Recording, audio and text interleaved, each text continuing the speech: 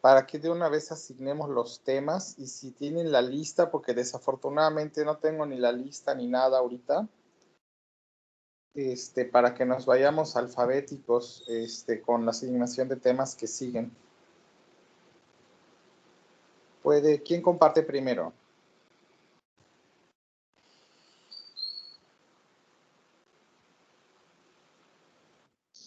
Ahorita comparto, doctor. No, pero justo esa persona que comparte primero, si me puede hacer el favor de compartir en la página de Wadi Virtual. Ah, ok. Donde está, ya ven que está el cuestionario, y en el cuestionario está la lista de temas. Porque el lunes es el último el choque y el lunes es el cuestionario y el miércoles tienen que preparar. Entonces de una vez hacemos la asignación, siempre hemos hecho eso, ¿no? Ahí está. ¿Quién fue el último de la lista de choque?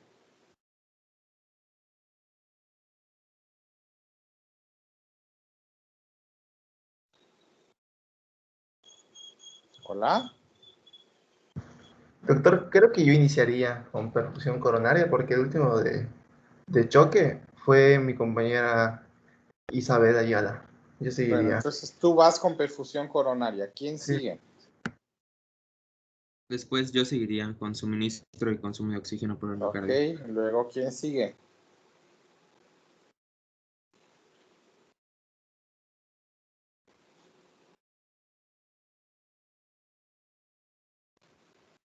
¿Quién sigue de la lista después de Luis? Creo que María Teresa. Del Toro. Sí. Pues entonces del Toro. ¿Antes de mí? ¿Qué pasó?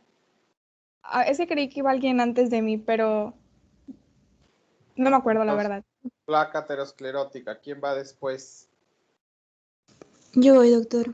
Resistencias coronarias. Luego, ¿quién va? Yo voy después de Laura. Con conceptos de isquemia, infarto y penumbra. Algo ya mencionamos en el pasado. Luego, ¿quién va? Yo, maestra. Silvia, vas con el concepto de aturdimiento miocárdico que tiene que ver con lo que pasa después de que sufre el corazón. Isquemia no necesariamente se recupera de inmediato, entonces ese fenómeno en qué consiste. Luego, ¿quién va? Yo, doctor Roberto. ¿Cómo se altera la conducción eléctrica en isquemia y por qué? Estamos hablando de ritmo, ¿no? De si hay arritmia o no y por qué la hay. De ahí, ¿quién sigue?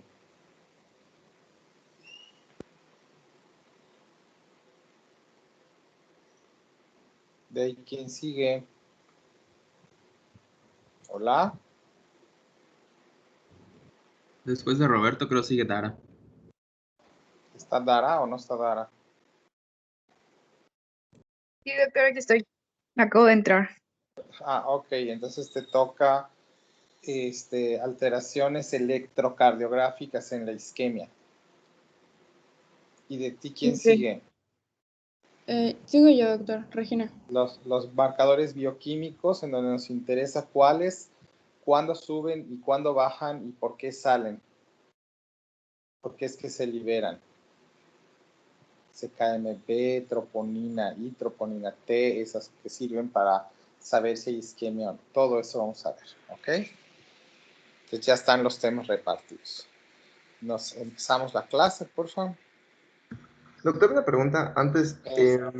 ¿Va a haber algún otro cuestionario antes de salir de vacaciones? O sea, aparte del... No, porque el de cardiopatía isquémica, el tema termina en la última enfermedad de cardiopatía isquémica, la vemos regresando de vacaciones. Ah, ok, perfecto. La única manera es que todos los estudiantes de los 4 grupos se pusieran de acuerdo en tener clases en vacaciones, cosa que no creo que vaya a ocurrir. Y el primer día de clases tendríamos el examen del siguiente tema. ¿El test? Sí, es correcto. Ok. Gracias.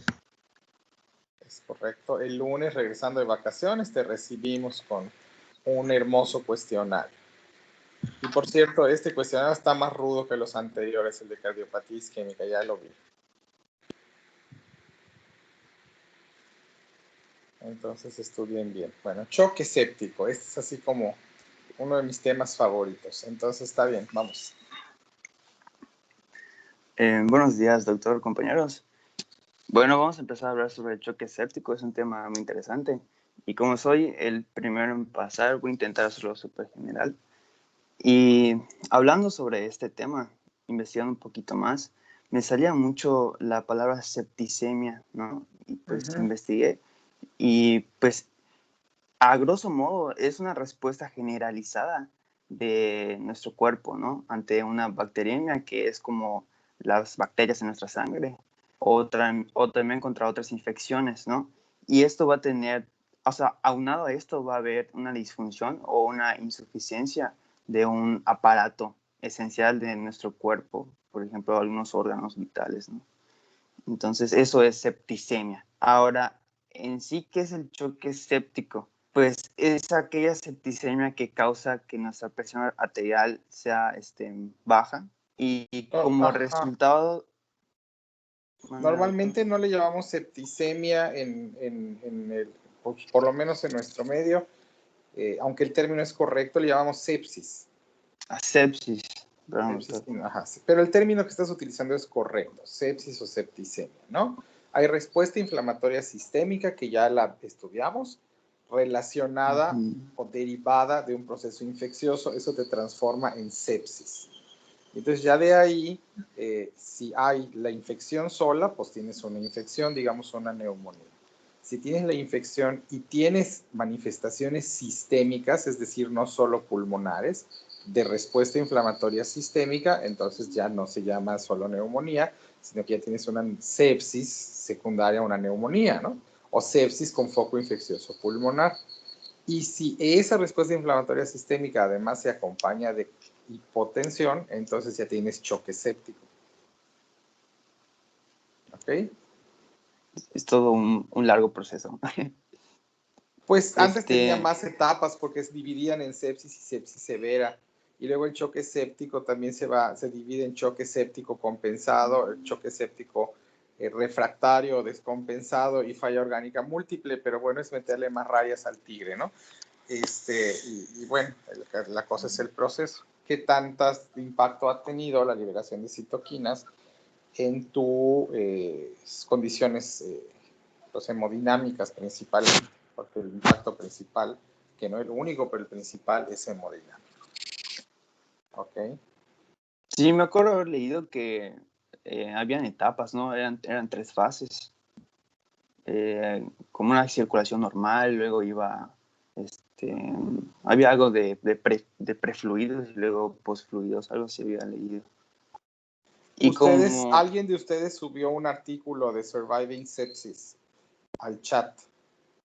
Esas son como las guías más actuales de sepsis en general. Entonces a lo mejor vale la pena que se busquen en el chat para revisar eso, porque es bien interesante y aplica mucha fisiología. Entonces ahora, ¿qué es lo que ocurre? Dime. Ok, doctor. Pues como ya sabemos por los temas que ya hemos visto, lo que ocurre es que, lo que pasa es que con la sepsis va a dar lugar a que cuando las toxinas producidas por ciertas bacterias van a hacer que se libere sustancias que desencadenan la inflamación, como las citocinas. Entonces, sabemos que aunque las citocinas ayudan a nuestro sistema inmune a combatir estas infecciones, pues pueden provocar también efectos perjudiciales, que son los 2 que puse abajo, que podrían, provocan la vasodilatación de los vasos sanguíneos y por consiguiente la disminución de la presión arterial. Y también favorece a la formación de coágulos de sangre en los pequeños vasos localizados en el interior de los órganos. Y Sí, pero te falta también, o sea, ya habíamos dicho que se aumenta la permeabilidad capilar, que es otro elemento central, sí, porque tiene poder explicativo para la hipoxia tisular y para la hipovolemia, el hecho de que el líquido se fugue a tercer espacio. Entonces sí, vasodilatación, incremento de la permeabilidad capilar. Aquí lo vas, ya vi dónde lo tienes. Y sí. la formación de los coágulos Aquí. dependerá de la gravedad del fenómeno, porque puede que no tengas formación de coágulos. Esto ocurre bastante tarde en el proceso, hasta que hay lesión de la pared vascular que expone las fibras de colágeno. Es eso lo que desencadena la cascada de la coagulación principalmente, aunque hay citoquinas que también participan en ello. Entonces, bueno, ok, síguele como lo tienes. Y pues debido a estas dos cosas que pasan, yo entendí que como que desencadena más complicaciones, ¿no? Y esto hace que disminuya el flujo sanguíneo en los órganos importantes, como habíamos visto, en pulmones, riñón, corazón. Y las paredes de los vasos sanguíneos se debilitan y esto hace que la permeabilidad aumente.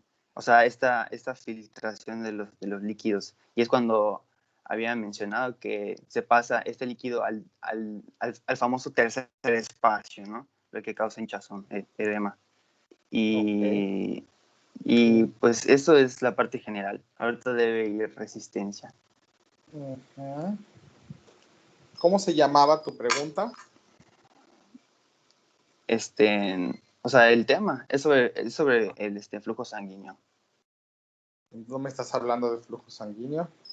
O sea, es que No me estás diciendo general. todo lo de flujo sanguíneo. Te falta decir, ya sé, no quieres comerle el mandado a los demás, pero te falta decir que al tener vasodilatación y contracción del volumen intravascular, porque hay una hipovolemia, cuando hablamos de hipovolemia podemos hablar de hipovolemia relativa y de hipovolemia real. La hipovolemia real es de verdad te falta volumen sanguíneo, y la relativa, que es más prominente acá, es te falta volumen sanguíneo, pero para llenar los vasos. Es decir, si te sacásemos toda la sangre, la cantidad es correcta o casi correcta, pero como los vasos están dilatados, entonces aquí hay una cuestión relativa. Relativamente te falta sangre en relación al volumen vascular, que está, al espacio intravascular que está incrementado. En choque séptico ocurren las dos cosas, pero el elemento mayor o central es la vasodilatación, y el elemento menor es pierdes algo de volumen por la redistribución a tercer espacio por la permeabilidad capilar. Pero la explicación central de tu hipovolemia o de tu falta de presión es la vasodilatación o hipovolemia relativa. Ahora, si hay una hipovolemia relativa importante que hace que se disminuya la presión, y al disminuirse la presión en los vasos de gran calibre, entonces tienes una pérdida del gradiente de presión, lo cual compromete el flujo vascular, que eso es lo que yo quería oír ahorita. Entonces, además, o sea, el flujo vascular es lento. Es como la idea central. Y como el flujo vascular es lento, tú que ahora nos trajiste lo de la coagulación, pues bueno, una sangre que se estanca tiene más probabilidades de coagularse que una sangre que fluye. Entonces esto, cuando se activa en forma anómala la cascada de la coagulación, el hecho de que el flujo vascular es lento contribuye al proceso de coagulación anómala.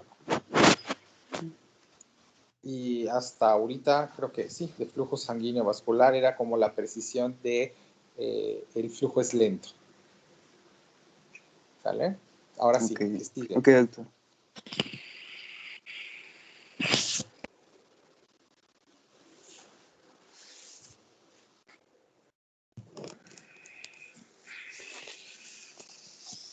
¿Se ve? Sí. Ok. Pues voy a tomar igual un poco de lo que dijo mi compañero, que normalmente en la sepsis se va a dar por un microorganismo invasor, ¿no? Ya sea por una bacteria. Esta pues va a invadir pues local, puede que invada lo que es el torrente sanguíneo o que produzca una proliferación en la zona local, ¿no? Va a liberar toxinas, ya sean toxinas o exotoxinas. Estas van a activar al sistema inmune, principalmente por la activación de macrófagos que circulan en el tejido local.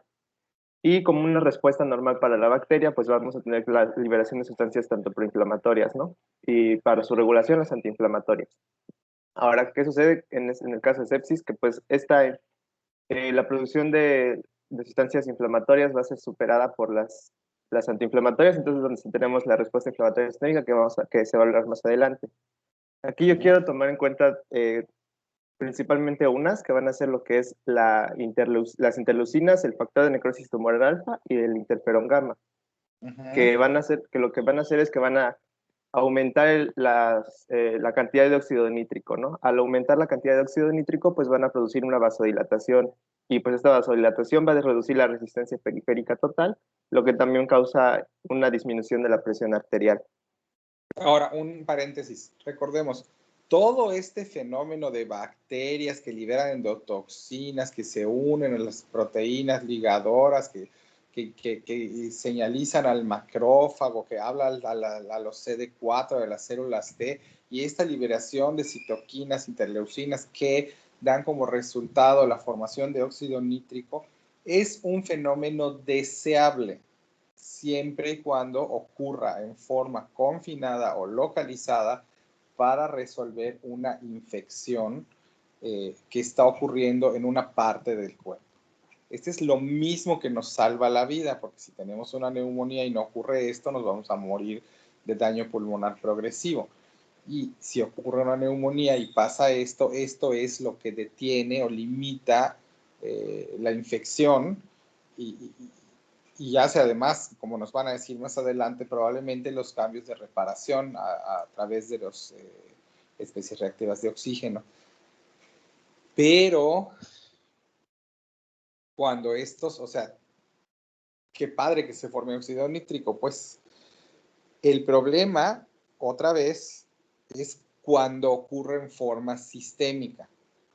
Cuando se sale porque estamos usando el ejemplo de la neumonía, cuando se sale del pulmón y se va a otros lados. Porque si recordamos la primera clase que tuvimos que fue neumonía, pues es justo lo que pasa. Piensen en lo que dijimos, en forma específica, en donde está la infección, hay vasodilatación y vienen los macrófagos y entonces, como aumenta la permeabilidad, sale el agua, lo cual diluye el surfactante y ocupa el espacio alveolar, así que hay una discrepancia de ventilación, perfusión y una dificultad.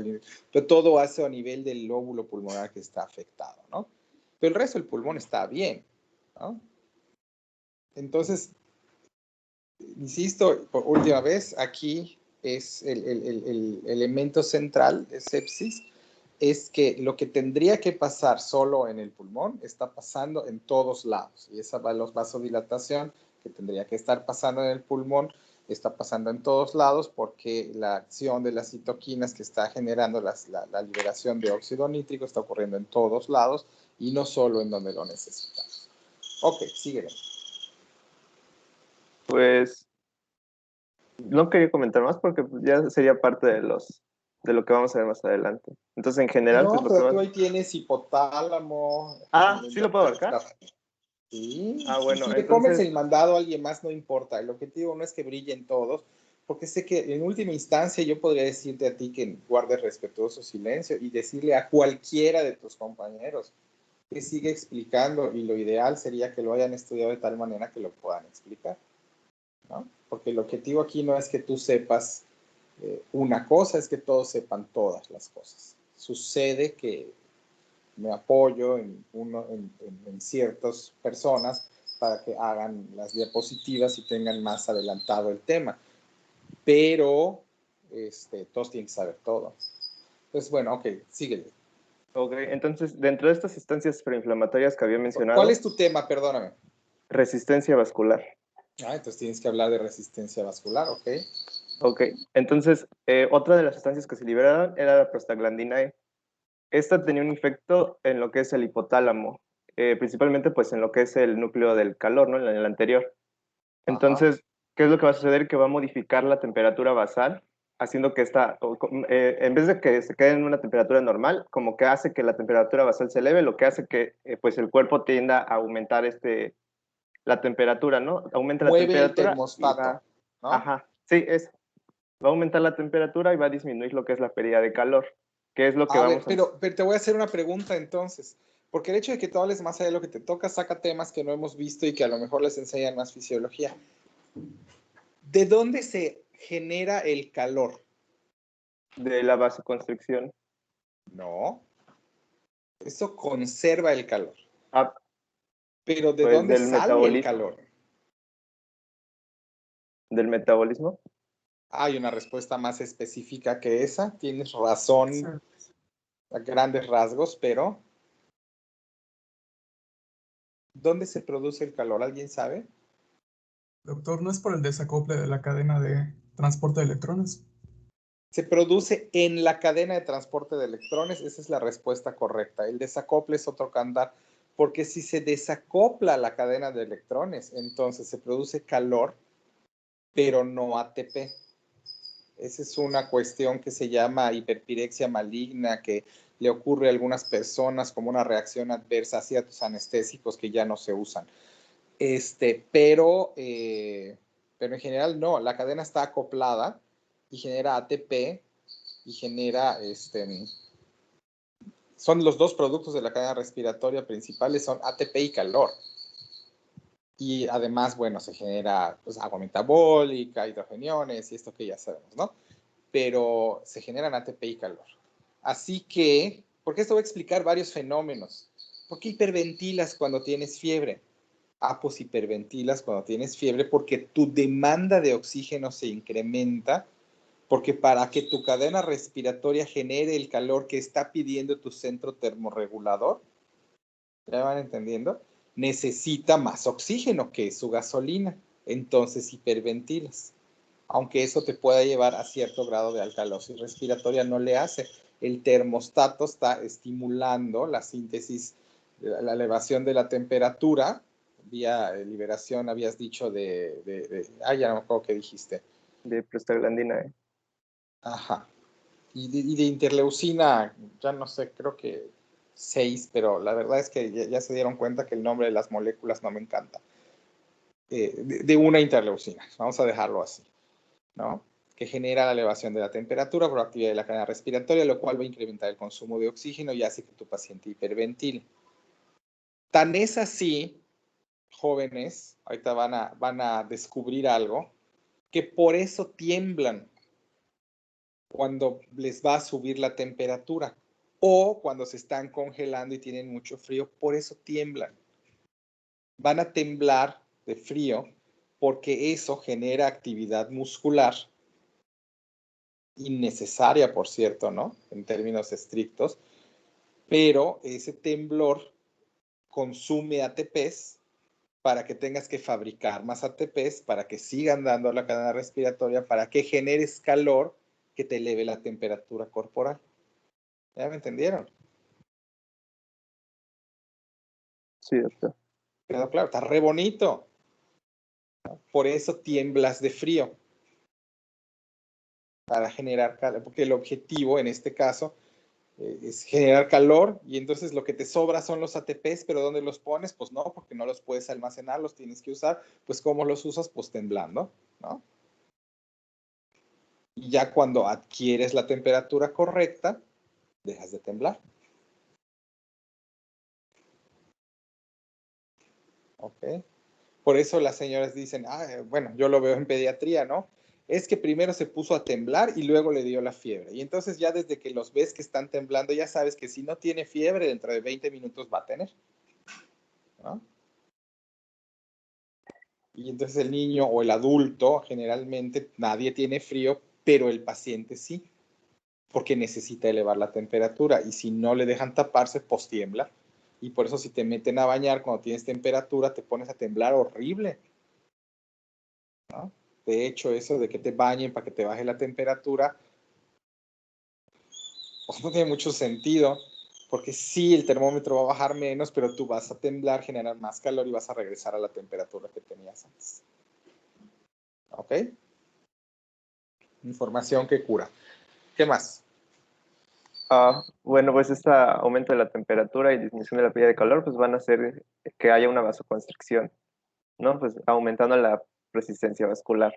Y ya finalmente, cuando termina todo este episodio febril, pues va a haber otra vez la vasodilatación, aumentando, disminuyendo la Siguiente resistencia. pregunta, ya que estamos en la fiebre. ¿La fiebre sirve? Pues sí, ¿no? Igual como todo a debidas ¿Pero cantidades para y qué sirve? ¿Cómo es que sirve? para mantener el calor. No. El calor está allá. De hecho, Bueno, para tienes exceso producirlo. de calor. ¿Por qué elevar la temperatura resulta conveniente? Digo, el cuerpo está, si son religiosos, diseñados, y si son no religiosos, ha evolucionado de tal manera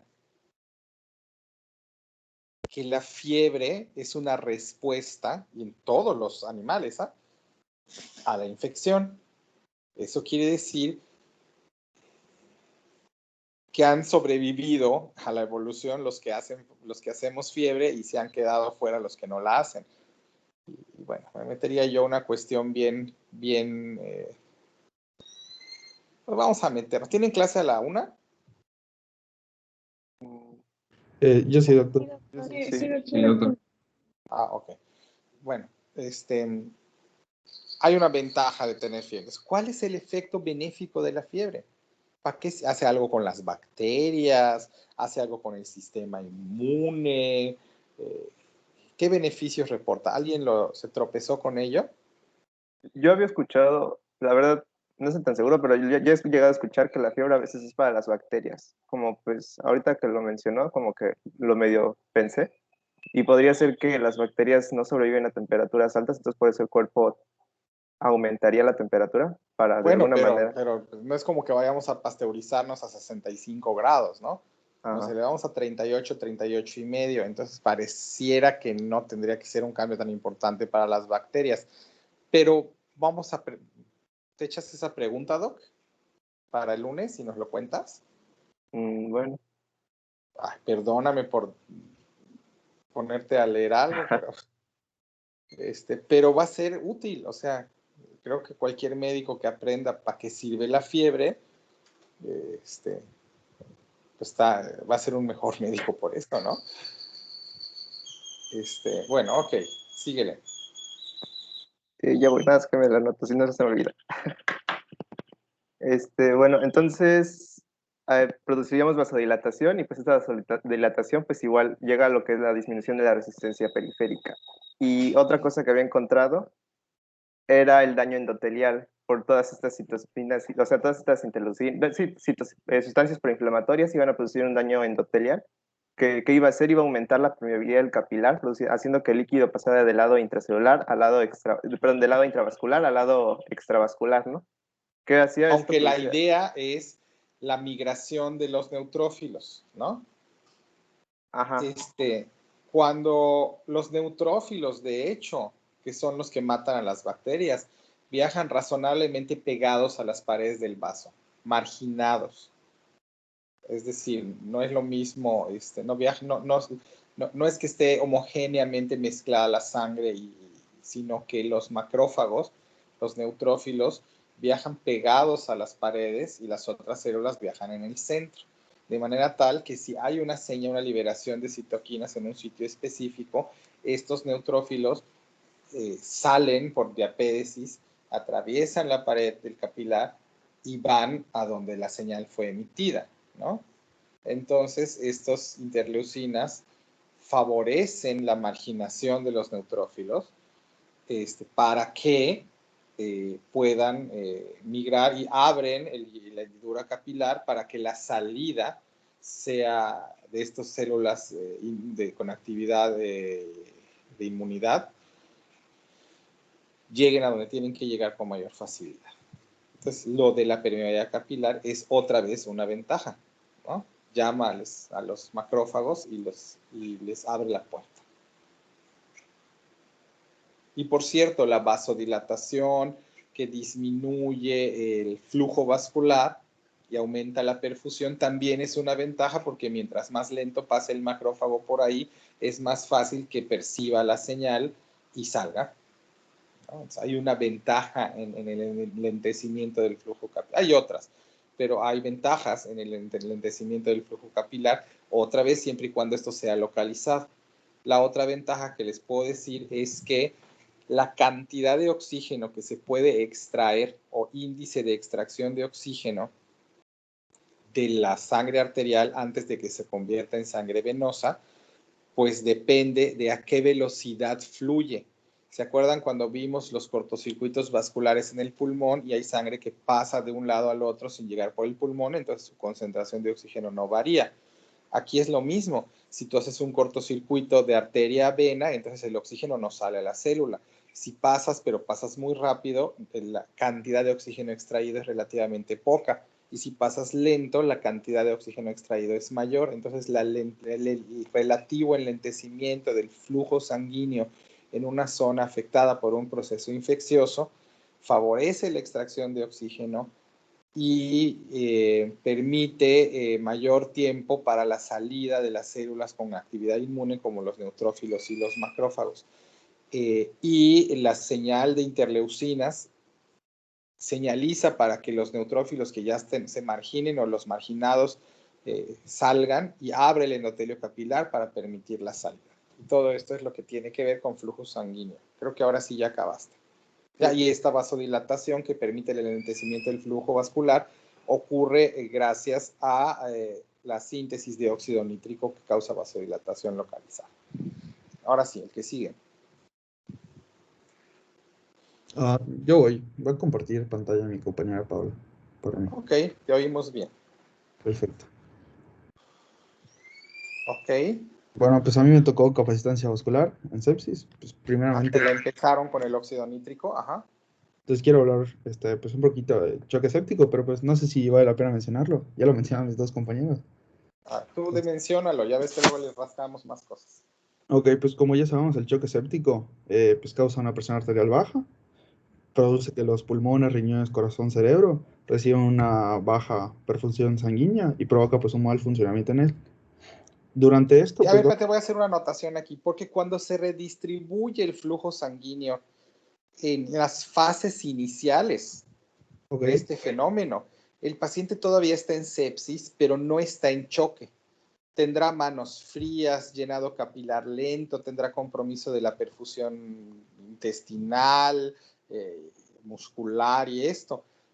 Pero como redistribuyó el flujo sanguíneo, entonces la presión arterial se mantiene, ¿ok?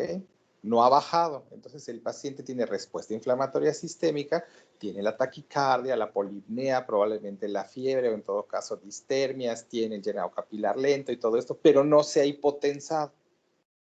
De hecho, cuando el fenómeno llega a su etapa final y el paciente se hipotensa, entonces es que vemos el compromiso de los órganos que habitualmente son protegidos por la redistribución del flujo vascular, que son los que tú estás mencionando.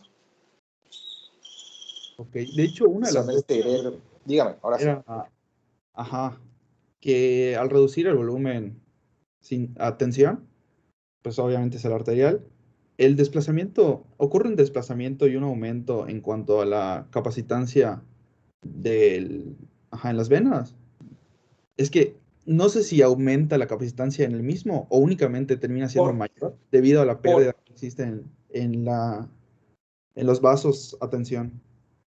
¿Cuál es el elemento central de la hipotensión en el séptico? ¿La hipovolemia relativa o la hipovolemia real? Relativa, ¿no? Relativa. Cuando hablamos de hipovolemia relativa, hablamos de vasodilatación. ¿Ok? Ok. Esta liberación sistémica generalizada en todos lados de óxido nítrico. El óxido nítrico actúa solo en músculos de las paredes vasculares arteriales o actúa en cualquier músculo liso. Arteriales. Bueno, principalmente sí, pero tiene actividad en cualquier músculo liso que lo habíamos mencionado incluso en los intestinos, ¿te acuerdas? Ah, ok. Claro. Tienes una vasodilatación generalizada, con mayor predominio, como tú estás señalando, en las arteriolas, que es donde actúa preferentemente, no únicamente, pero preferentemente el óxido nítrico, ¿no? Entonces, sí, al vasodilatar aumentas la capacitancia vascular y ocurre en gran medida, que no en única medida, pero en gran medida en los vasos arteriales. Ok. Y hay algo de incremento de la capacitancia venosa, pero la capacitancia venosa, lo que pasa con las venas, no es tanto que aumenten su capacitancia como que tendrían que estarme dando la sangre de regreso, ¿no? Sí. Pero no pueden hacerlo, porque hay sustancias vasodilatadoras, ¿no? Entonces, no es tanto que, a lo mejor esto te da un poquito más de luz, no es tanto que el estímulo del óxido nítrico sea, si no queda claro me dicen, lo que hace el óxido nítrico es que se pierda el tono vascular, lo cual no es es que no es lo mismo pensar en relaja a pensar es un estímulo que inhibe el tono. ¿Tiene sentido? Sí. Porque cuando lo ponemos en esos términos, entonces de por sí las venas están relajadas y en cambio las arterias no. Entonces la pérdida del tono vascular que redunda en vasodilatación tiene más impacto en el árbol arterial que en el venoso. De hecho, igual, por ejemplo, mi duda que traía también era el tratamiento que se debía llevar con este. Si era con vasoconstrictores para poder restablecer la tensión y pues aumentar el volumen de tensión, que sería el arterial. Sería Es lo que se hace. Mande. Sí, eso es lo que se hace. Se utiliza adrenalina o noradrenalina. Ok, perfecto. Que tienen efectos adrenérgicos, ¿no? Sí. Pues como tal, pues ya vimos que pues hay pérdida de volumen sanguíneo pues, arterial, principalmente. Y pues obviamente los vasos con menor presión y mayor capacitancia que terminan siendo las venas, pues terminan reteniendo mayor volumen. Todo esto debido a la cascada de problemas que trae pues la sepsis. Ah, y pues no sé si mencioné que uno de los pasos adicionales que ocasiona la sepsis, aparte de vasodilatación, disminución de presión arterial y formación de coágulos, también es el aumento de la filtración capilar hacia el espacio extravascular. Sí, ya lo habíamos dicho, es la apertura de la hendidura capilar permite la fuga de líquidos a tercer espacio. El compañero dijo al famoso tercer espacio, lo cual tiene razón. Entonces sí, y lo de la capacitancia, lo que pasa es que si tú vasodilatas, acuérdense que el efecto del óxido nítrico está esencialmente en las arteriolas. Entonces, eso es lo que aumenta el lecho arterial y eso es lo que hace que, como hay menos presión y mayor capacitancia en el lecho arterial, pues haya más sangre en las arteriolas que en las arterias de grueso calibre y eso es lo que hace que haya la pérdida de presión arterial. ¿Ok? Ok. Entonces, eso es lo que pasa con la capacitancia vascular en sepsis. Perfecto. Hay una vasodilatación predominantemente arteriolar que aumenta el lecho vascular, que baja las presiones del sistema arterial y que por eso genera hipotensión. Perfecto. De hecho, eran las dos, así que traía que mientras realizaba el tema y investigaba un poquito, como que no me quedaba muy claro el aumento de la capacitancia en uno y en otro. Bueno, ok. ¿Quién sigue? Ahorita proyecto, doctor.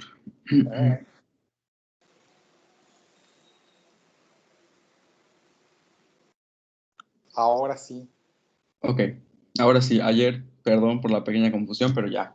No te disculpes, estás aprendiendo. Tienes que equivocarte en clases para que cuando ya estés fuera te equivoques menos. Claro. Nunca se disculpen por decir algo que no es correcto en clases. ¿Vale? Ok, doctor. Bueno, pues vamos a ver que en este tipo de choque, en el choque séptico, la acidosis láctica va a ser en cierto grado pues más grave, ¿no? Y van a haber dos razones. Como ya vimos, pues estas bacterias o estos microorganismos patógenos van a causar la liberación de endotoxinas que termina estimulando la liberación de óxido nítrico. Va a haber esta vasodilatación, disminuye las resistencias vasculares, hay hipotensión y cierto, pues, hipoperfusión, y decía que, pues, obviamente va a haber cierto grado de isquemia a tejidos del cuerpo, y pues, si de por sí, entonces, el suministro de oxígeno se ve afectado por todo este proceso que acabo de mencionar, pues va a haber otro proceso por parte de esto.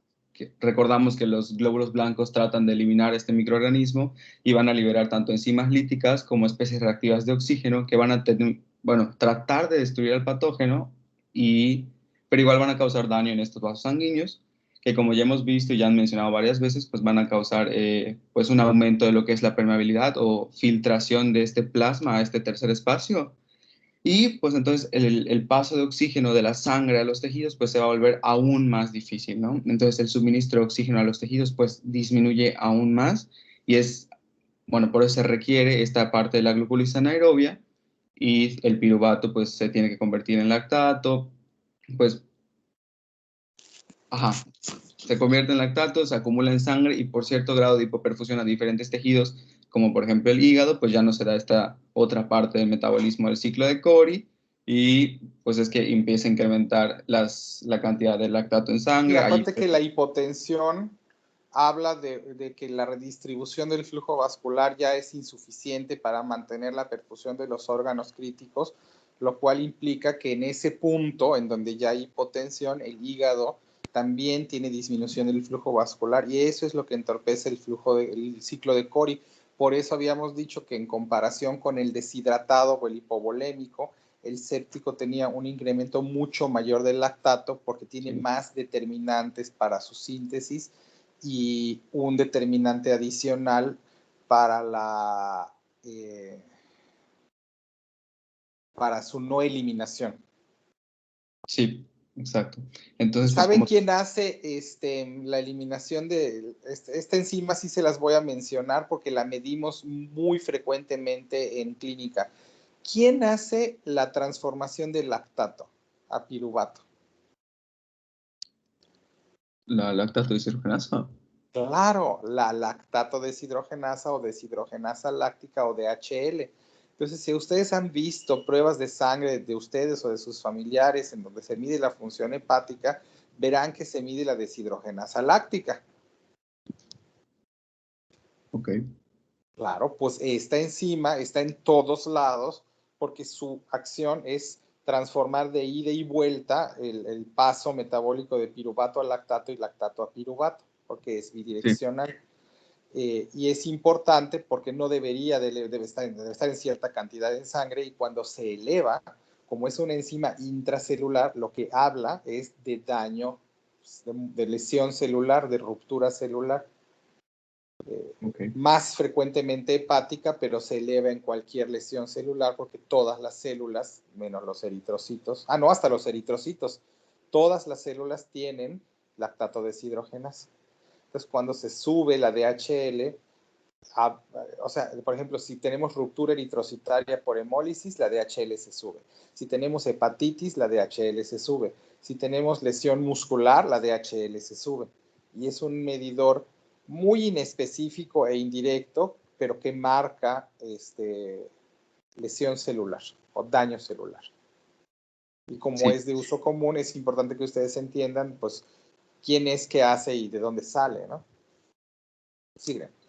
Ok, igual creo que había mencionado el primer día pues cuando hablé de lo que era lactato, que vamos a ver que en los diferentes tipos de choque, pues van a haber esta acidosis de tipo A, pero la acidosis de tipo A va a ser mucho más grave, pues por lo que ya dije, en este choque séptico, porque hay aún mayor exceso de producción de lactato, ¿no?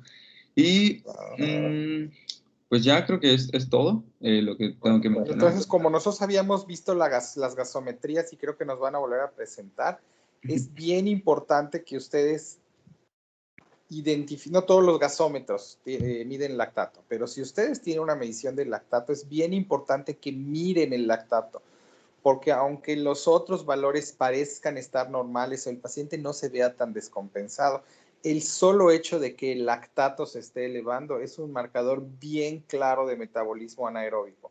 Y para que haya metabolismo anaeróbico necesitas hipoxia celular. Entonces tú ya, y para que haya hipoxia celular habitualmente se explica por hipoperfusión. Entonces la elevación del lactato es un indicador que no debe de ser ignorado. Se subió el lactato, algo hay que hacer, aunque el paciente se vea bien. ¿Ok? Ok.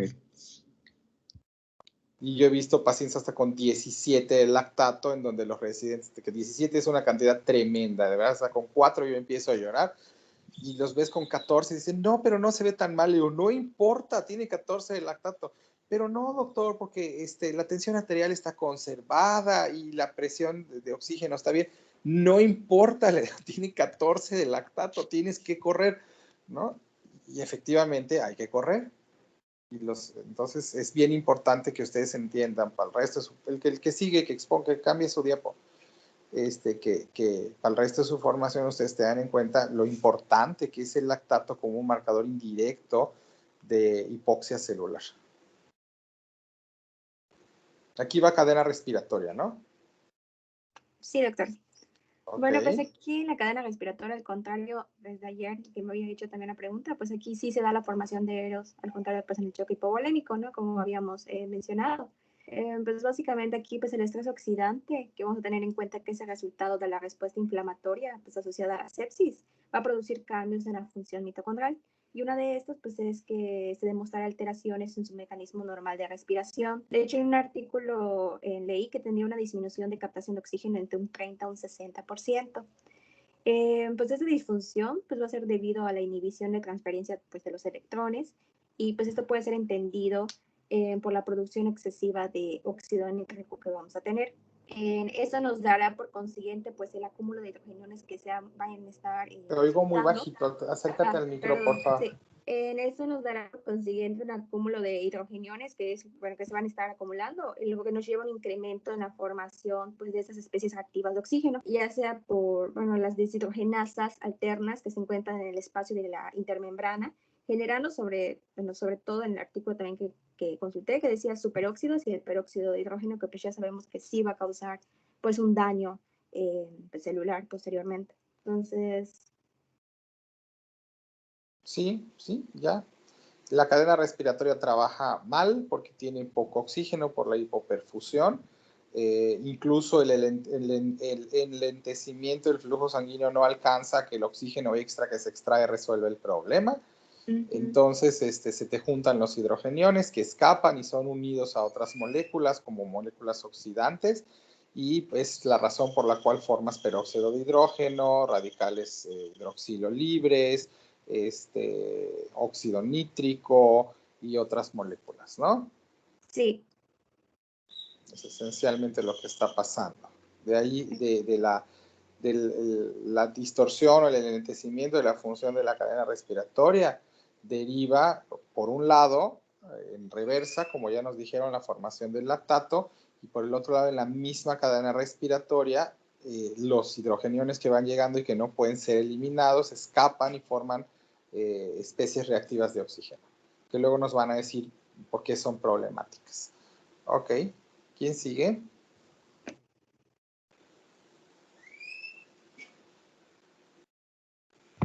Yo, maestro. Diga. Ahí voy a proyectar. Sí. Hay algo en el chat y no sé qué es, perdón. Bueno, voy a continuar hablando sobre los determinantes del pH, cómo se modifican en la sepsis. Bueno, para empezar, encontramos tanto como en la hipovolemia como en la sepsis, hay un aumento del ácido láctico debido a que hay una hipoperfusión de los tejidos. Esto nos produce una acidosis láctica, al igual que la hipovolemia. Con respecto a las proteínas pero de mayor plasmáticas, intensidad, ¿te acuerdas? De mayor intensidad, porque la síntesis de ácido láctico en la hipovolemia solo ocurría por la hipoperfusión y el metabolismo anaerobio, pero en el séptico, la fiebre incrementa el requerimiento de oxígeno, lo cual también tiene un impacto sobre la síntesis del lactato, y la fuga de líquidos a tercer espacio impide el acceso del oxígeno hasta la mitocondria, y la hipotensión compromete la actividad del hígado para meter el lactato al ciclo de Cori y reconvertirlo a piruvato. Y todas estas razones hacen que la acidosis láctica sea mucho más intensa en el choque séptico que en el hipovolémico. Solo Sí. para hacer el comparativo. Ok, síguele. Sí, muchas gracias. Con respecto a las proteínas plasmáticas que modifican o pueden estar involucradas con respecto al pH, no encontré algo relevante. Pero en tu dibujo al sí igual... está. ¿Mande? Pero en tu dibujo sí está. El calcio es primordial para la contracción muscular, tanto del músculo estriado como del músculo liso, como del músculo miocárdico. Y entonces en tu dibujo, en donde están las proteínas plasmáticas, tú estás poniendo que si hay más hidrogeniones, entonces tienes menos calcio unido a albúmina, ¿no? Y entonces en la anemia se libera más calcio que si no está unido a la albúmina se vuelve calcio iónico. Entonces, no es tanto, el elemento central no es las proteínas que están ahí, no se modifican. El hecho de que estén las proteínas ahí te da cierto espacio para acomodar hidrogeniones. Entonces, lo más que puedes decir en función específica de determinación del pH es, hombre, las proteínas neutralizan hidrogeniones. Ese concepto ya está. Pero el que utilices las proteínas para neutralizar hidrogeniones implica el desplazamiento de ciertas moléculas que habitualmente viajan unidas a la albúmina hacia otros lugares. Y en este caso hay liberación de calcio iónico, lo cual tendría, idealmente, la acidosis también tendría que incrementar de cierta manera el tono vascular o el tono muscular en general, porque el calcio está siendo desplazado y por lo tanto se vuelve más disponible para otras actividades como la contracción muscular. Desafortunadamente eso no necesariamente ocurre porque el óxido nítrico dilata los vasos, ¿no? Sí. Pero es importante, eso es de alguna manera importante. Lo vamos a dejar hasta aquí porque tiene otras implicaciones metabólicas, pero me puedo ir muy complejo y a lo mejor les va a dar más daño que bien que yo entre en demasiados detalles. Pero cambia la forma en la que mediría, incluso la forma en que le interpretamos los valores de calcio en sangre se tienen que leer en relación con el pH y con la albúmina sérica. Pero bueno, no importa. Sí, gracias. Bueno, con respecto a la presión parcial del dióxido de carbono y la cantidad de bicarbonato, lo que pasa en la sepsis es que primero hay una hiperventilación para disminuir esta acidemia. Esta hiperventilación va a causar una alcalosis respiratoria secundaria, pero va a desaparecer. Pero aquí hay un error. Es bien importante que esto lo tengan preciso. La polipnea no ocurre para compensar la acidemia, porque el organismo nunca sobrecompensa. Si la hiperventilación fuera para controlar la acidemia, en el momento en que llegas al pH normal, dejas de hiperventilar. Si la hiperventilación te está llevando al lado contrario, eso te tendría que decir que la razón o la razón única de la hiperventilación no es la acidemia. Entonces tienes una razón teórica parcial. Es cierto que la acidemia estimula el centro respiratorio, pero solo lo estimula hasta llegar al pH normal. Si tu paciente se está yendo a alcalosis, hay otra razón más poderosa que la acidemia. ¿Cuál es? Yo leí que era la formación de microtrombos que evitaba la perfusión de órganos importantes como es los riñones, el hígado y los pulmones. Es la hipoxia Entonces celular. no hay este intercambio. Por eso, es la hipoxia celular. El estímulo para que tú hiperventiles es que a las células les falta oxígeno. Y entonces tu paciente, en vez de respirar 16 veces por minuto, va a respirar 40 veces por minuto, para que las mitocondrias tengan oxígeno suficiente para operar la cadena respiratoria, sobre todo si hay fiebre. ¿Ya me entendiste? Sí. Y eso, como el CO2 difunde 20 veces más rápido que el oxígeno, entonces te cuesta el hecho de que tu paciente caiga en alcalosis respiratoria porque barre el CO2, no como intención, sino como consecuencia de la hiperventilación. O sea, no hiperventilas para barrer CO2, barres CO2 porque hiperventilaste. Pero esta secuencia es bien importante, porque otra vez, tener alcalemia no te conviene. No te conviene porque eso distorsiona la capacidad de formar puentes de hidrógeno y la comunicación intercelular y la actividad de un montón de proteínas y ligandos. Y tampoco te conviene porque eso altera la curva de disociación de la hemoglobina y entonces, aunque haya oxígeno, resulta que ya no lo puedes soltar. ¿Sí ves las inconveniencias? Sí. Entonces, otra vez, tener alcalosis no es lo que queremos hacer. Es una desgracia, de hecho, tener alcalosis. Habla de descompensación. Así que no es un fenómeno compensatorio. Y esto que tú acabas de tener, pero que es un error esperado en cuarto semestre, esto mis residentes de tercer año de pediatría no lo entienden. Por eso a mí me interesa que lo entiendan desde ahora, ¿no? El cuerpo no sobrecompensa. Si tú crees que se está sobrecompensando algo, vuelve a analizar la situación. Tiene que haber una explicación alternativa. Y en este caso es la necesidad de oxígeno. Que por cierto, aunque tú veas una cantidad de oxígeno adecuada en sangre, eso no necesariamente implica que el oxígeno llega a las mitocondrias, por las razones que ya explicamos. ¿Sale? ¿Me vas siguiendo? Sí. Entonces, bien importante, el CO2 se barre como consecuencia de la hiperventilación, lo cual da alcalosis o obra en sentido inverso a lo que está haciendo el lactato.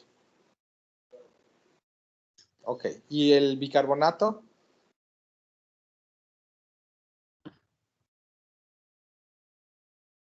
¿Hola? ¿Mande? Sí. ¿Y el bicarbonato? ¿Aumenta sus concentraciones en sangre? No, en Pero sepsis no. En sepsis no. En sepsis, acuérdate, el bicarbonato lo deberíamos de utilizar poco, está de respaldo. La principal forma de neutralizar los hidrógenos que salen de la cadena respiratoria es el oxígeno mismo, que se une a los hidrógenos para formar H2O, agua metabólica, ya le hicimos. Cuando la liberación de hidrogeniones no alcanza a compensarse o a neutralizarse con el oxígeno disponible, entonces estos hidrogeniones se liberan a la circulación. Y estos hidrógenos que se están liberando a la circulación se neutralizan con bicarbonato, que a su vez se consume y se disocia en agua, en H2O más CO2.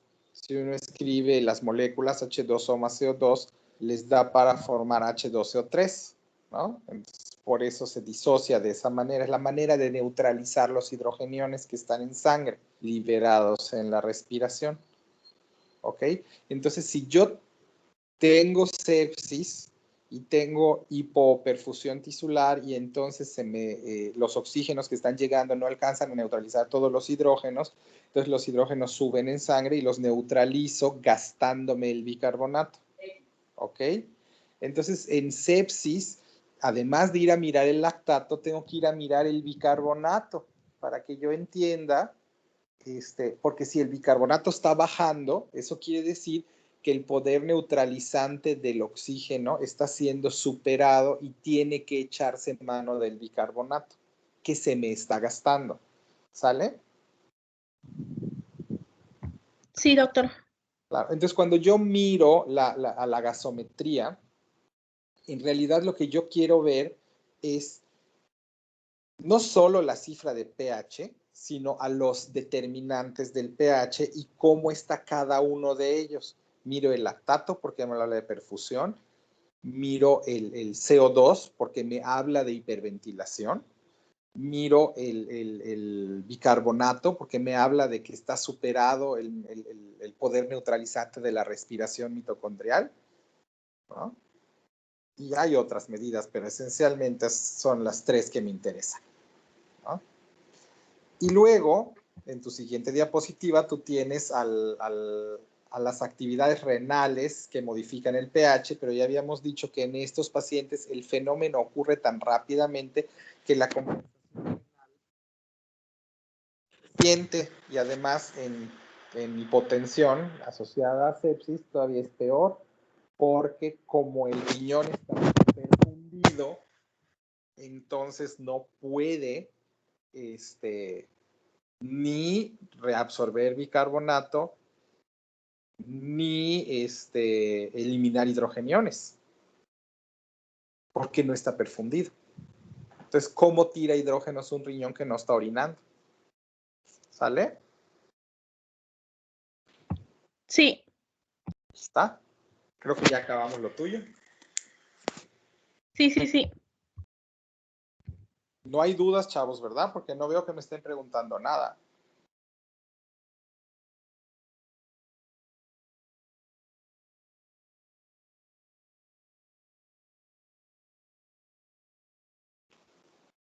A ver, ¿quién va?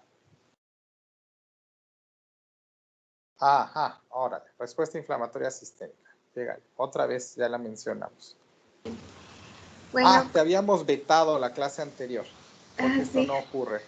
Pero ya la medio mencionamos. Sí. Pues nada más quería hacer como que énfasis en las interleucinas, pero o sea, en primer lugar, cuando hay una infección bacteriana, hay una respuesta local en la cual los macrófagos pues van a reconocer estos patógenos, van a liberar esas citocinas proinflamatorias y van a permitir la vasodilatación, la permeabilidad de los vasos para que se traigan los neutrófilos y actúen en ese sitio. Sin embargo, cuando hay pues pues cuando esta sepsis sobrepasa esta respuesta inflamatoria, pues es decir, nuestra respuesta antiinflamatoria no es lo suficiente para contrarrestar esta respuesta local, pues va a ocasionar que esta se vuelva sistémica. Entonces, en este caso, pues la bacteria va a invadir el torrente sanguíneo, liberan endotoxinas que van a ser reconocidos por los macrófagos. Entonces, acá, el que va a liberar aún más citocinas va a ser la activación del factor nuclear kappa beta. Se van a liberar esas citocinas, el interferón gamma, el factor activador de plaquetas, pues que van a permitir que la célula endotelial produzca más citocinas, moléculas y otros mediadores. Todo esto va a contribuir pues al estado de choque. Ahora, cambié esto.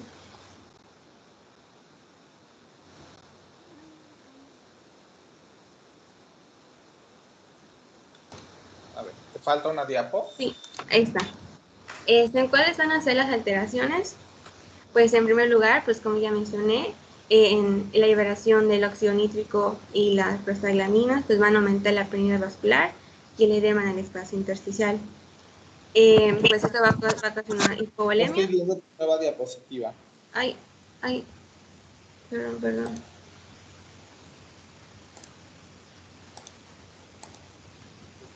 Es que no me dejaba cambiar y me cambié. No sé si ya se ve. Sí, ya se ve. Ahí está. Entonces, pues, ya como ya mencioné, la liberación de los vasodilatadores, el óxido nítrico y las prostaglandinas van a contribuir a la permeabilidad vascular y al edema en el espacio intersticial. Y pues va a ocasionar pues la hipovolemia, como usted dijo, que es la relativa, y eso va a contribuir a la hipotensión y la hipoperfusión. Entonces, otra consecuencia pues sería la depresión miocárdica, debido a pues bajo gasto cardíaco al menor volumen intravascular, y pues igual esta depresión miocárdica se debe a las citocinas liberadas, el factor de necrocitonuclear alfa y la L1. Entonces, la complicación de esta sepsis se va a ver en la disfunción multiorgánica, y pues esto va a ser debido, pues ya como ya dije, a estos mediadores proinflamatorios que van a contribuir a un colapso microvascular. Entonces, pues aquí yo investigué un poco de cuáles son y qué hacen. Entonces, pues, en primer lugar, hay agregación de neutrófilos y plaquetas que van a reducir el flujo sanguíneo. También, pues, la marginación de los neutrófilos en la microcirculación va a ocasionar un daño a nivel microvascular porque libera radicales libres. Porque los macrófagos tienen especies reactivas de oxígeno, cuya función es destrucción celular y digestión de detritos celulares. Sí. Pero pueden, si se liberan, en vez de hacer este fenómeno intracelular, si se liberan, entonces causan daño por radicales libres de oxígeno, que es lo que explica el daño del endotelio capilar, que es el que activa en forma anómala la cascada de la coagulación, lo que explica por qué hay microtrombos que obstruyen la microcirculación. Sí. Igual la liberación del factor aeroplaquetario, que igual va a estimular a que estos macrófagos y neutrófilos liberen aún más mediadores proinflamatorios.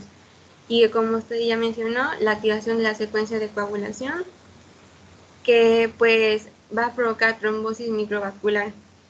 Y la coagulación intravascular diseminada. Pero yo investigué igual que esta pues, activación de la coagulación pues va a ser como que una defensa que va a tener el organismo para que a nivel vascular se creen estos trombos y se evite que se diseminen estas sustancias endotóxicas hacia otros tejidos. Y pues igual esta otra consecuencia va a ser la activación del sistema de complemento, que también va a contribuir a atracción de neutrófilos y la liberación de prostaglandinas y leukotrienos. Y pues esto es lo que es todo. Pues bien, ok.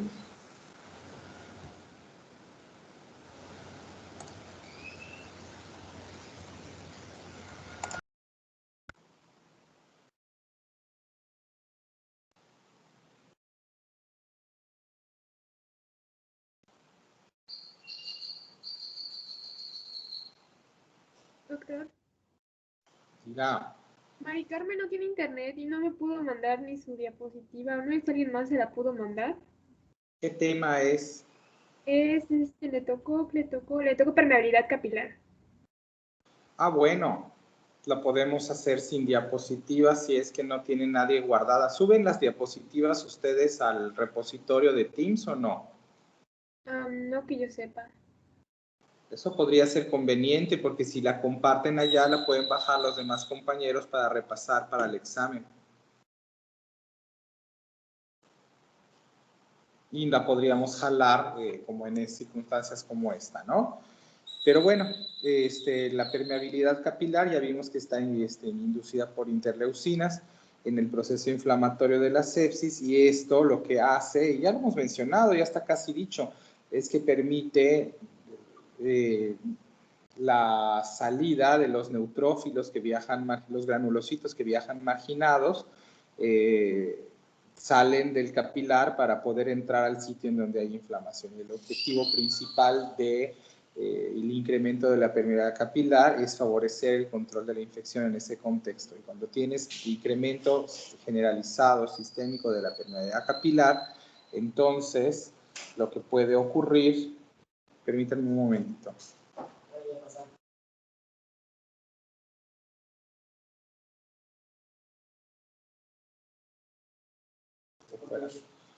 Perdón, me voy a mover, pero sé que si oyen un quejido es por eso. Si hay un incremento de la permeabilidad capilar, ya dijimos los efectos benéficos, pero si eso es desproporcionado, entonces va a generar una fuga de líquido a tercer espacio por el incremento de la permeabilidad capilar en sitios en donde no es necesario, lo cual les va a dar como resultado pérdida del volumen intravascular, porque el agua está saliendo, por una parte, y por otra parte les va a dar aumento del espacio intersticial, que como consecuencia dará el entorpecimiento del transporte de oxígeno hacia la mitocondria por el incremento del espacio que tiene que atravesar el oxígeno para llegar desde el espacio vascular, desde la hemoglobina hasta la matriz mitocondrial. Entonces, esa es la razón de ¿por qué ocurre el incremento de la permeabilidad vascular? Bueno, pues ocurre por, habíamos dicho, ocurre por la liberación de citocinas proinflamatorias. El objetivo original de esto era lograr la llegada de los neutrófilos para neutralizar el proceso inflamatorio, infeccioso, en forma local. La consecuencia deletérea de esto es el edema intersticial o fuga de líquidos a tercer espacio, y con eso el compromiso de la función de la cadena respiratoria y el compromiso del espacio intravascular. ¿Sale? Y pues ya está. Eso es lo que me interesa que repasemos, porque esto ocurre en sepsis, pero no ocurre en hipovolemia, porque en hipovolemia no hay mediadores que impliquen el incremento de la permeabilidad capilar. ¿Quién sigue?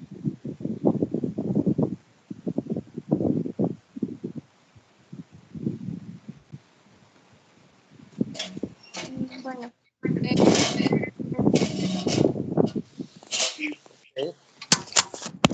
Básicamente todo lo que ya se mencionó es como un resumen. Vamos a ver que, no sé si alcanzan a ver los números de 1, 2, 3. Vamos a empezar con pues lo que ya se dijo, ¿no? Que en principio pues van a haber estos mediadores proinflamatorios y vasodilatadores, donde pues nos vamos a enfocar más en el óxido nítrico, que van a producir una vasodilatación. Esta vasodilatación va a producir una disminución de la tensión arterial. A su vez, produce una disminución de la resistencia arterial esférica, disminuyendo así la poscarga. El segundo paso, que ahí no sé por qué puse 3, pero bueno, es 2, es que con el tiempo, pues es lo que ya se mencionó en la clase pasada. Va a haber una disminución de poscarga que va a generar una disminución de la diferencia de presión por la baja presión de los grandes vasos, que a su vez dificulta el retorno venoso y se hace todo un círculo vicioso que ya hemos mencionado anteriormente. Entonces, también puede suceder que haya pues lo de los tromos y todo eso, que también pueden afectar con pues, el retorno venoso. Entonces, en sepsis lo que se hace, o el mecanismo de acción del cuerpo, es generar pues una respuesta hiperadrenérgica que ayuda a que pues, el gasto cardíaco y la presión arterial se mantengan estables. Y de hecho, pues varios artículos decían que inclusive podía aumentar. Esto junto con el hecho de que la poscarga se disminuye, entonces facilita la salida de la sangre del corazón. Entonces, pues en conjunto, esta respuesta adrenérgica aumenta el retorno venoso, aumenta la precarga y también la resistencia periférica. Sin embargo, puede corregirse para este momento, pero si no se llega a corregir, pues las manifestaciones de la hipoperfusión pueden revertirse. Y esto se hace evidente con la disfunción vascular y también miocárdica, que ya se explicó anteriormente, que pues por liberación de los productos inflamatorios, estos tienen una capacidad cardiodepresora, que lo que hacen es que, pues, bajo exposición pues, prolongada de estos, generan una disfunción del corazón, de su contractilidad y su distensibilidad. Entonces, lo que hacen es, como en conclusión, afectar o restringir el cardíaco. Por lo tanto, pues empeora la perfusión miocárdica y sistémica. Y el punto final sería que pues hay un síndrome de disfunción multiorgánica que pues puede terminar en muerte.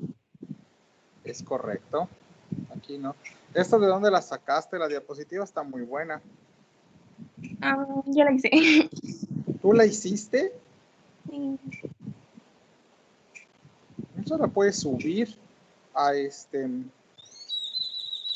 a SlideShare o a alguno de esos, a Rincón del Vago o a no sé dónde. Pero está muy buena. Eso es lo que pasa, efectivamente. Sí. Y pues ya es todo. Pues ya es todo, es lo que pasa. ¿Quién sigue?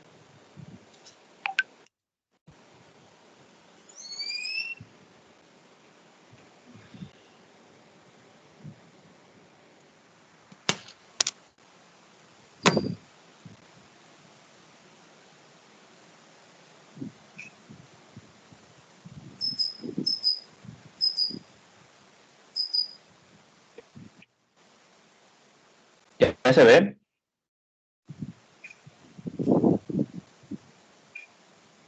Ya. Bueno, a mí me tocó hablar sobre las especies reactivas de oxígeno, que pues, ya algunos ya mencionaron básicamente qué es lo que sucede. Pues como ya vimos, como hay una respuesta inflamatoria sostenida que se pasa de una respuesta local a una sistémica, pues va a haber un mayor reclutamiento de macrófagos y neutrófilos, que estos utilizan a las especies reactivas de oxígeno para degradar bacterias, virus, parásitos, etcétera, todo, cualquier agente infeccioso. Pero al mismo tiempo también hay una disminución de la respuesta antioxidante. Recordemos que los antioxidantes son los que van a amortiguar a las especies reactivas de oxígeno, son los que van a impedir que estos hagan todos sus desastres en el cuerpo. Y si hay una sobreproducción... Pero ¿cuáles son los efectos benéficos de las especies reactivas de oxígeno? Bueno, al menos en este caso del choque séptico, como hay una... No en el choque séptico, no, en general. Bueno, en general, pues es degradar bacterias, virus, todo agente infeccioso, y en algunos casos sirven como señalizadores celulares, por ejemplo, para marcar células en proceso de apoptosis, para degradarlas. Ok. Y ahora pues, sí, el choque séptico. Ajá, choque séptico, como hay una sobreproducción, pues obviamente no hay este control por parte de los antioxidantes que están disminuidos, y hay un mayor estrés oxidativo, o sea que hay más radicales libres que antioxidantes.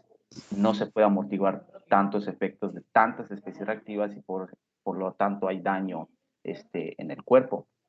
Por otro lado, pues también ayer lo habíamos comentado que las mitocondrias pueden disminuir su función, pueden disminuir su captación de oxígeno debido al óxido nítrico, que desde el principio de todos los fenómenos del choque séptico se comienza a sintetizar, y este óxido nítrico también puede reaccionar con el oxígeno en la cadena respiratoria para producir aún más radicales libres. Entonces puede ser especies reactivas de oxígeno o incluso de nitrógeno, y pues se vuelve todavía peor porque hay más radicales libres y todavía hay menos antioxidantes, y pues hay pánico, ¿no? Porque esto es muy, muy feo, porque entre los daños que están de las especies reactivas están inactivación enzimática, despolimerizan polisacáridos, degradan ADN, lo que da lugar a mutaciones y destruye membranas. O sea, se hace todo un desastre.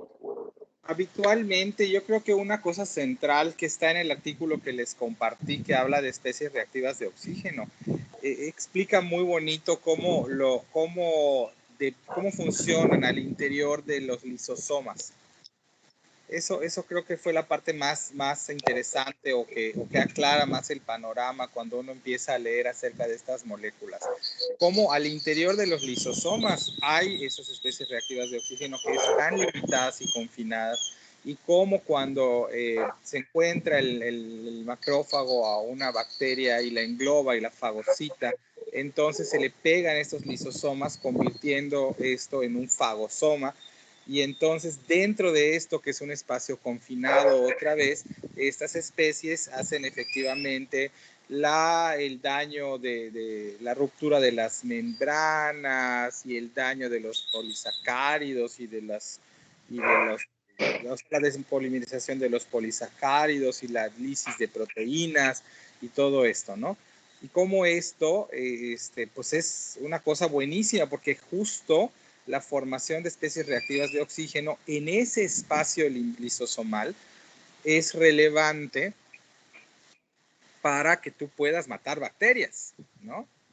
Esos gránulos que tienen los granulocitos, lo que hacen es eso, matar bacterias mediante eso. Ahora, si se te degranulan los granulocitos fuera de donde deben de hacerlo, y esto que debería estar en los lisosomas se libera, Porque una cosa son los radicales libres de oxígeno que se forman en la cadena respiratoria en la misma célula, y otra cosa es los que se liberan al entorno.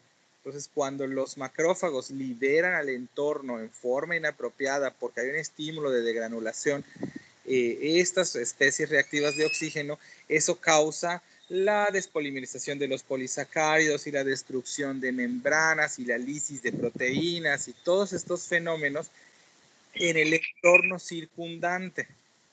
Y eso es lo que causa necrosis tisular. ¿Ok? Entonces, como para entender un poquito más de qué van estas especies reactivas de oxígeno. Más allá de lo que tú estás diciendo, en donde la reina en choque séptico es el óxido nítrico por sus efectos vasodilatadores, pues no es la única especie reactiva de oxígeno, y estas otras contribuyen al daño celular, lo cual contribuye a la inflamación, lo cual libera más citocinas y contribuye al círculo vicioso. ¿Ok? ¿Algo más que quieras decir? No, pues ya sería todo. Bueno, entonces nada más nos falta uno, que es el último nos falta, ¿no? Que es óxido nítrico. Sí, es el último. Ok. Qué bueno, porque ya no aguanto mi espalda. Voy a volver a cambiar de posición, a lo mejor voy a un grito.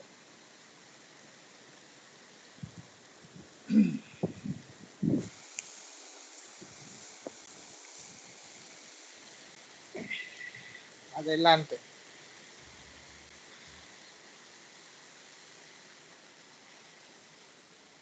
Nos falta una persona. ¿Quién es? ¿Ya me escuchan? Ya te escuchamos. Sí,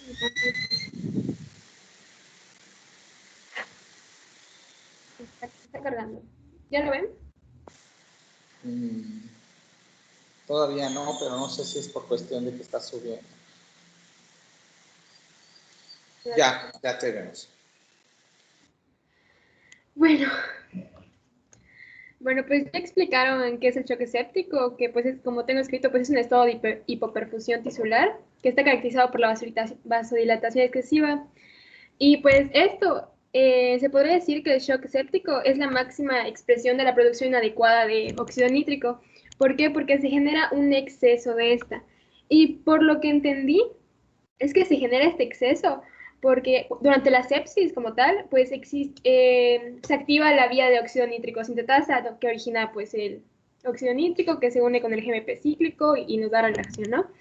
Pero cuando esta se incrementa porque las bacterias tienen como un componente en su membrana externa que se llama el lipopolisacárido, que al tener esto, las bacterias hacen que se incremente la producción de óxido nítrico, y al incrementarse esta, o sea, al tener de más, pues se genera pues una vasodilatación excesiva y con ello una hipotensión, que la hipotensión es lo que al final termina por provocar todo lo que ya explicaron. ¿Y qué provoca cuando el óxido nítrico se produce en cantidades excesivas? Bueno, pues en realidad es todo lo que ya explicaron, o sea, puede generar pues la vasodilatación sistémica, obviamente, también la disminución del oxígeno, o sea, decía disminución de la extracción tisular del oxígeno, también disminuye la contractilidad muscular, el aumento de la permeabilidad capilar y epitelial, y pues con todo ello, lo que genera que sea mortal, o sea, que sea con una alta tasa de mortalidad este choque, es que pues genera una disfunción secuencial de órganos vitales, y por lo que entendí, pues todo esto se genera por el exceso de óxido nítrico que se produce. Y pues, igual decía que uno de los mayores efectos que tenía es que liberaban las citotocinas proinflamatorias que explicaron creo que al inicio. Pero no solo tiene este papel el óxido nítrico, también se puede decir que está relacionada con la disminución de la contractilidad miocárdica en los pacientes que presentan sepsis y que potencializa la acción de las citocinas. Creo que ya sí lo mencioné. Y pues obviamente el óxido nítrico pues juega otros papeles, o sea, un papel muy importante que juega es que tiene una función protectora en el hígado. Pero ¿cómo lo logra? Porque pues obviamente se genera la vasodilatación en todo el sistema, ¿no? De forma general. Pero esta va a hacer que si disminuye el flujo sanguíneo hepático, y va a condicionar que tenga una mejor irrigación y lo protege sobre como las funciones vasoconstrictoras que podrían afectarle. Y bueno, pues es eso, o sea, que el óxido nítrico genera la hipotensión que luego que es la causa de todo lo que ya mencionaron y lo que luego Monse pues retroalimentó. Y pues eso fue lo que entendí. Lo central del óxido nítrico es justo eso, que la vasodilatación se explica en gran medida por un fenómeno local, porque el óxido nítrico no actúa a distancia, no es que como que suban los niveles de óxido nítrico circulantes y entonces es un fenómeno bastante local, actúa muy cerca de donde se produce. Y eso es lo que hace que tengas dificultades para controlar esta respuesta, ¿no? Pero justo la relevancia del óxido nítrico en el choque séptico es que es la razón por la cual se vasodilatan los vasos, las arteriolas, lo cual en fenómeno inicial tenía la intencionalidad de mejorar la perfusión, porque cuando aquello es sistémico entonces ya no se puede y entonces esto genera pues hipotensión y compromete en última instancia la perfusión tisular. Y es una desgracia porque si tú tienes hipoperfusión, una vez que llegas a la hipotensión y a la hipoperfusión tisular, la respuesta a un tejido hipoperfundido es la síntesis de óxido nítrico para reducir la presión en las arteriolas, para generar un buen gradiente de presión para que le llegue más sangre. Por eso esto ocurre como un círculo vicioso.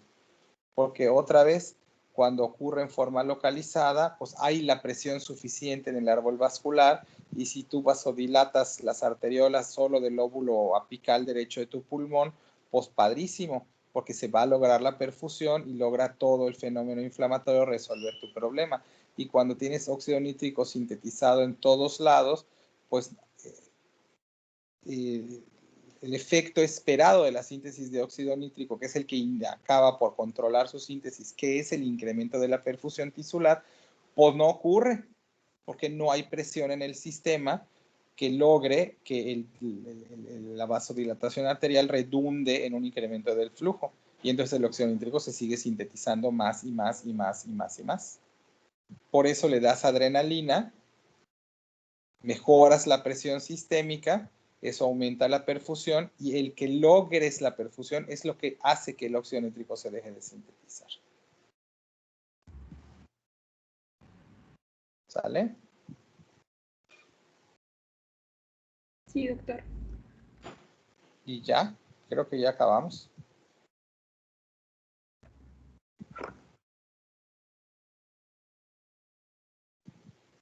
Si alguien quiere leer un poco más, les recuerdo, está el artículo de Surviving Sepsis que está en el chat. Y el que lo compartió lo puedo volver a compartir.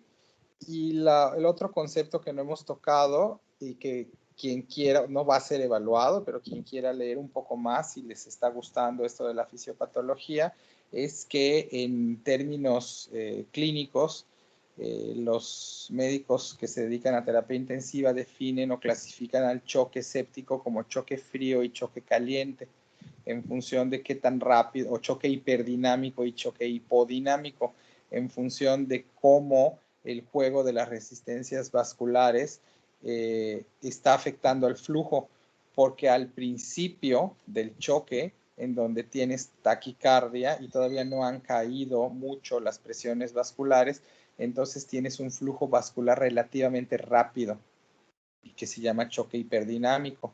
Y cuando ya tienes, el paciente ya tuvo mayor deterioro clínico y tiene más vasodilatación, entonces se enlentece el flujo sanguíneo capilar. Por cierto, en hemodinamia, en terapia intensiva, uno puede saber estimar la velocidad del flujo a través de los capilares, a través de una cifra de ciertos cálculos, de ciertos conceptos que yo ya había mencionado. Particularmente les hablé del índice de extracción de oxígeno. El índice de extracción de oxígeno se hace conociendo cuánto oxígeno hay en la sangre arterial y cuánto oxígeno hay en la sangre venosa central. La venosa central es la de la aurícula, en donde confluye toda la sangre de todo el cuerpo. Entonces, cuando yo comparo cuánto oxígeno había en la arteria disponible para ser extraído y cuánto oxígeno regresó a la aurícula, la diferencia arteriovenosa de oxígeno, el oxígeno que estaba en las arterias pero que ya no está en las venas, es el que se extrajo, y de ahí se calcula el índice de extracción de oxígeno. Y mientras más oxígeno se extrae, más grande es la diferencia entre el oxígeno arterial y venoso, uno asume que más lenta es la circulación en los capilares, habla de hipodinamia, ¿no? Entonces, uno estima de alguna manera el impacto hemodinámico, las condiciones hemodinámicas de su paciente de varias maneras, pero con mucha frecuencia auxiliados de la mesometría arterial. Y otro elemento útil es que también habíamos mencionado en el pasado, es la presión venosa central, que es como la mayoría de la sangre se encuentra en el sistema venoso. Si la presión venosa central cae, que esa yo la puedo medir porque con el catéter que está ubicado en la aurícula derecha yo puedo medir a qué presión está la sangre ahí. Además es relativamente sencillo, se llama medición de presión venosa central. De verdad se hace en todos lados, en los pacientes que tienen catéteres centrales se puede hacer. Si cae la presión venosa central, entonces yo ya sé que hay vasodilatación sistémica o pérdida de la volemia en forma generalizada. Entonces, estos conceptos que estamos hablando de choque, muchos de ellos son medibles o en forma directa, como directamente mido la presión venosa central, o en forma indirecta. Yo puedo saber que hay hipoxia mitocondrial porque el lactato subió. Entonces, eso es lo que hace tremendamente importante que ustedes entiendan estos conceptos que estamos platicando, porque cuando empiecen a hablar de la atención del paciente van a entender con mucha mayor facilidad por qué se usa o por qué se requiere la información que se requiere, por qué hacemos los estudios que se hacen y por qué hacemos las intervenciones terapéuticas que hacemos. Y ya para dejarles ir, para que puedan descansar 20 minutos su mente antes de su siguiente clase, habíamos dicho, el paciente que está en sepsis, aunque su oxígeno es un ejemplo bien claro de cómo entender estas cuestiones de fisiopatología les ayuda, explica por qué un paciente, aunque tenga oxígeno sérico adecuado, oxígeno arterial adecuado, tú le pones oxígeno de todas maneras, lo cual parece contraintuitivo. Pero cuando uno entiende, y esto les vuelvo a decir, mis residentes no siempre lo entienden y no le ponen oxígeno al paciente, y nosotros llegamos, y usted en el vespertino, en la tarde a cachetear residentes y a poner oxígeno cuando el paciente está en sepsis.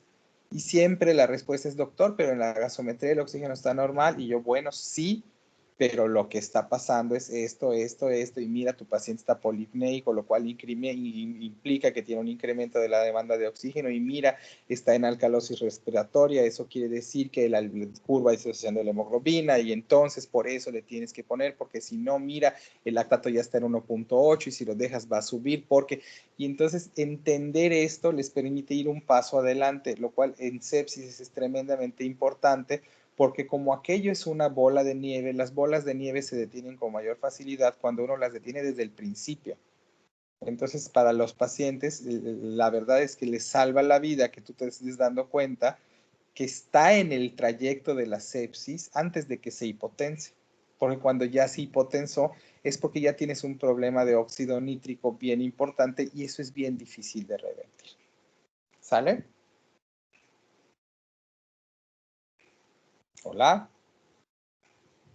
¿Alguien? Sí, doctor. Sí, nomás para saber si me están oyendo, porque luego siento que hablo con la pared. Como además ni les estoy viendo más que en fotos porque nadie activa su cámara, pues peor, porque entonces no sé si me oyen o me prenden y se van a tomar café. Pero bueno, ok. Nos vemos el lunes. ¿Sale? Hasta luego. Hasta luego. Gracias, doctor. Hasta luego, doctor. Gracias. Gracias. Doctor.